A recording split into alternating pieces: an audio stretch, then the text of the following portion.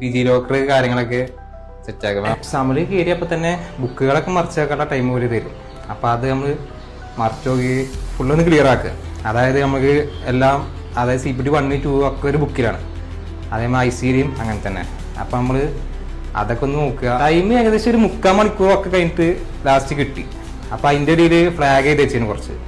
അപ്പം അതൊക്കെ ഒന്ന് പുള്ളി ക്ലിയർ ആക്കി. പിന്നെ ആപ്പ് നോക്കി ചെയ്തു. ആപ്പ് നോക്കിയിൽ അങ്ങനെ ടൈമൊക്കെ നമ്മൾ അങ്ങനെ തന്നെ റെഡി ആവും. നോക്കിയുമ്പോൾ നമുക്ക് മനസ്സിലാവും റിപ്പീറ്റ് ഇങ്ങനെ കുറേ വരും.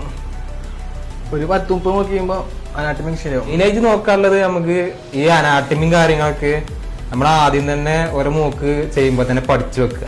എക്സാമിന് പോകുമ്പോൾ തന്നെ നമുക്ക് 3/4 മണിക്കൂർ ടൈം ഉണ്ടല്ലോ. ഫ്ലാഗ് ചെയ്ത് നമുക്ക് പെട്ടെന്ന് ഇങ്ങനെ നോക്കി ഫുള്ളൊന്ന് അറേഞ്ച് ചെയ്തിട്ട് എഴുതി.